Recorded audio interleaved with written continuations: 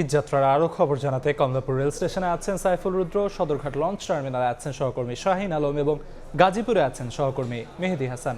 সরাসরি শুরুতেই যাচ্ছি শাহিনের কাছে। ঈদ যাত্রার দ্বিতীয় দিন আজ ঘরমুখো মানুষের ঢল নেমেছে সদরঘাট লঞ্চ টার্মিনালে। আর সময় যত বাড়ছে তত মানুষের ভিড় আমরা এখানটিতে দেখতে পাচ্ছি। ইতোমধ্যেই কিন্তু দক্ষিণাঞ্চলের যেসব লঞ্চ এখানে নোঙর করা আছে, প্রতিটি লঞ্চ কিন্তু যাত্রী বোঝাই হয়ে আছে, কানায় কানায় পরিপূর্ণ। তারপরেও কিন্তু মানুষজন, আরও ঘরমুখো মানুষজন এসে এখানে যোগ হচ্ছে। দিনের যেসব লঞ্চ এই টার্মিনাল থেকে ছেড়ে গেছে সেসব যাত্রীদের সঙ্গে আমরা কথা বলেছি। তারা বলেছেন অন্যান্য বারের চেয়ে অনেকটা স্বস্তিদায়কভাবেই তারা কিন্তু ঘরে ফিরে যাচ্ছেন। এবার বিশেষ করে যাত্রীরা বলছেন যে সদরঘাট লঞ্চ টার্মিনালের পাশাপাশি কিন্তু আরও দুটি ঘাট সৃষ্টি করা হয়েছে। বিশেষ করে বসিলায় একটি নতুন ঘাট সৃষ্টি করাতে কিন্তু অন্যান্য বারের চেয়ে সদরঘাটে তুলনামূলক চাপ কিছুটা কম, যাত্রীরা সেটি বলছেন। এবং বলছেন যে এবারে যে ভাড়া নেওয়া হচ্ছে সেটি বাড়তি ভাড়ার খুব বেশি অভিযোগ কিন্তু আমরা পাচ্ছি না। তো সেই জন্য বলা যায় অনেকটা স্বস্তির মধ্য দিয়ে ঘরমুখো মানুষ তারা তাদের বাড়ি ফিরে যাবেন। এবং গতকালকে ঈদযাত্রার প্রথম দিন ছিল, ছুটি শুরু হয়েছিল। গতকালকে যে পরিমাণ চাপ ছিল আজকে কিন্তু তার থেকে দ্বিগুণ মানুষের উপস্থিতি এই লঞ্চগুলোতে আমরা দেখছি। এবং সন্ধ্যার পর বিশেষ করে বরিশাল রুটের যে লঞ্চগুলো রয়েছে সেগুলো ছেড়ে যাবে। এবং ছেড়ে যাওয়ার আর বেশিক্ষণ সময় যেহেতু বাকি নেই, আমরা দেখছি দূর দূরান্ত থেকে মানুষজন তারা এই লঞ্চ টার্মিনালে এসে ভিড় করছেন। অনেকে যেহেতু রোজার মাস, অনেকে ইফতার নিয়ে আগেই কিন্তু লঞ্চ টার্মিনালে চলে এসেছেন। এবং লঞ্চের এখানকার যারা বিআইডব্লিউটিও কর্তৃপক্ষ রয়েছে আমরা তাদের সঙ্গে কথা বলেছি। তারা যেটি বলছে যে ঈদ যাত্রা যেন মানুষের কোনো ধরনের ভোগান্তি না হয়, ইতোমধ্যে তারা বেশ কিছু উদ্যোগ নিয়েছেন, সেগুলো বাস্তবায়নের চেষ্টা করছেন।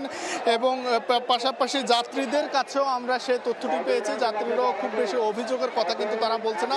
তারা বলছে অনেকটা স্বস্তিতেই তারা ফিরে যেতে পারবেন এমন প্রত্যাশা তাদের রয়েছে। ঘরমুখো মানুষের এই ছিল আমার কাছে সদরঘাট লঞ্চ টার্মিনাল থেকে সর্বশেষ খবর। আমরা চলে যাব কমলাপুরে, সেখানে আছেন আমাদের সহকর্মী সাইফুল রুদ্র। কাটায় বিকেল 5টায় রাজধানীর কমলাপুর রেলওয়ে স্টেশন থেকে চিলাহাটির উদ্দেশ্যে চিলাহাটি এক্সপ্রেস ট্রেনটি ছেড়ে গেছে। আপনারা এর মধ্যে জেনেছেন দুপুর 2:30টায় বগুড়ার সান্তাহারে নীলসাগর এক্সপ্রেসের 9টি বগি লাইনচ্যুত হয়েছে। এবং তারপর থেকে সবাই আশঙ্কা করছিল, যাত্রীরা এবং রেল সংশ্লিষ্ট যারা আছেন, যে ঢাকা থেকে উত্তরবঙ্গগামী অর্থাৎ বগুড়া হয়ে অন্যান্য যে রুটগুলো আছে সেগুলোর সঙ্গে হয়তো বা রেল যোগাযোগটা সাময়িক সময়ের জন্য বন্ধ হয়ে যেতে পারে কিংবা বিচ্ছিন্ন হতে পারে, এমন একটা আশঙ্কা করছিলেন। যদিও কিন্তু এখন পর্যন্ত ওই ঘটনার পরে ঢাকা থেকে উত্তরবঙ্গগামী যতগুলো ট্রেন ছেড়ে গেছে সবগুলো একেবারে সঠিক সময়ে ছেড়ে গেছে। সবশেষ ট্রেনটি ছেড়ে গেছে বিকেল 5টায় চিলাহাটি এক্সপ্রেস, যেটা আমি বলছিলাম। তো এই মুহূর্তে 4 নম্বর প্ল্যাটফর্মে আছি আমরা। এখান থেকে 4 নম্বর প্ল্যাটফর্ম থেকে ব্রহ্মপুত্র এক্সপ্রেস ট্রেনটি ছেড়ে যাবে দেওয়ানগঞ্জের উদ্দেশ্যে। ও আরেকটি তথ্য আমি জানিয়ে রাখি আপনাদেরকে, যে বগুড়ার সান্তাহারে যে ট্রেনটির 9টি বগি লাইনচ্যুত হয়েছে, সেই 9টি বগি লাইনচ্যুত হওয়ার ফলে মাত্র উত্তরবঙ্গের 5টি জেলার সঙ্গে এই মুহূর্তে রেল যোগাযোগ বন্ধ আছে। সেটি হচ্ছে নীলফামারী, দিনাজপুর, ঠাকুরগাঁও, পঞ্চগড় এবং জয়পুরহাট। এই 5টি জেলার সঙ্গে ঢাকার রেল যোগাযোগ আপাতত বন্ধ আছে। উদ্ধারকারী ক্রেন 2টি জেলা থেকে এরই মধ্যে রওনা হয়েছে, একটি হচ্ছে পার্বতীপুর এবং আরেকটি হচ্ছে ঈশ্বরদী। তো এখন পর্যন্ত উদ্ধারকারী ক্রেনগুলো যাত্রাপথেই আছে বগুড়ার উদ্দেশ্যে, অর্থাৎ সান্তাহারের উদ্দেশ্যে সেগুলো ছুটছে।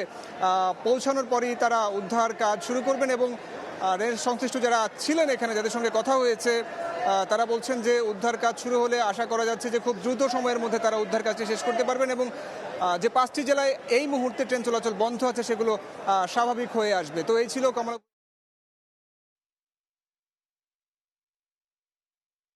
সর্বাঙ্গে ব্যথা ওষুধ দিব কথা। গাজীপুরে ঈদযাত্রা অনেকটা ঠিক এমনই, অর্থাৎ প্রতি বছর ঈদযাত্রা বিষাদে পরিণত হয়, কিন্তু এই গাজীপুরে সাধারণ মানুষ যারা রয়েছেন, এই গাজীপুর হয়ে যারা আসলে 31 জেলার মানুষ যারা বাড়ির পানে ছুটেন তারা কিন্তু সকলেই এই ভোগান্তিতে পড়েন। এই গাজীপুরের দুটি মহাসড়ক রয়েছে, যেমন ঢাকা ময়মনসিংহ মহাসড়ক এবং ঢাকা টাঙ্গাইল মহাসড়ক। এই দুটি মহাসড়কই কিন্তু তাদের জন্য ঈদ যাত্রার বিষাদে কিন্তু পরিণত হয়। আমরা একটু জানিয়ে রাখতে চাই, শিল্প প্রতিষ্ঠানগুলো কিন্তু গাজীপুরের আজকে ছুটি হয়েছে, ধাপে ধাপে দ্বিতীয় ধাপের প্রতিষ্ঠানগুলো আজকে ছুটি হয়েছে এবং তারপর থেকে দুপুরের পর থেকে আমরা দেখেছি প্রতিটি সড়কেই কিন্তু গাজীপুরের প্রতিটি মহাসড়কের পয়েন্টে পয়েন্টে কিন্তু বিশাল যানজটের একটি জটলা আমরা দেখতে পাচ্ছি এবং তার পাশাপাশি সাধারণ মানুষ পর্যাপ্ত যানবাহন না পেয়ে যে যেভাবে পারছেন, ছোট বড় অটোরিকশা থেকে শুরু করে ট্রাকের ছাদে যেভাবে পারছেন আসলে বাড়ির পানে ছুটছেন, না পেরে কিলোমিটারের পর কিলোমিটার পথ তারা কিন্তু হেঁটে হেঁটে বাড়িতে যাচ্ছেন। এবং এই মুহূর্তে সারাদিনের ব্যবসা গরমের পর এই মুহূর্তে বৃষ্টি, অর্থাৎ তাদের এই যাত্রা কিন্তু আরও ভোগান্তি বাড়িয়েছে। এই মুহূর্তে বৃষ্টিতে পরে কিন্তু তাদের ভোগান্তির মাত্রা আরও কয়েক গুণ বাড়িয়েছে। আমরা কথা বলেছিলাম সাধারণ যাত্রীদের সাথে, তারা যিনি বলছেন প্রতি বছর সরকার আশ্বাস দিলেও কিন্তু তাদের যে ভোগান্তি সেটি কিন্তু কোনোভাবেই কমে না। আগামী অর্থাৎ আরও একদিন রয়েছে, সেটি কিন্তু আরও নজরদারি রাখার কথা দাবি জানিয়েছে সাধারণ যাত্রীরা। তো এই ছিল গাজীপুর থেকে এই যাত্রার সবশেষ তথ্য আমার কাছে। ঈদ যাত্রার সবশেষ খবরাখবর জানাচ্ছিলেন সহকর্মীরা। আমি কি কিছু ধরেছি নাকি? আপুটা আপনাকে চেক আউট করছে, জাস্ট কুল থাকুন।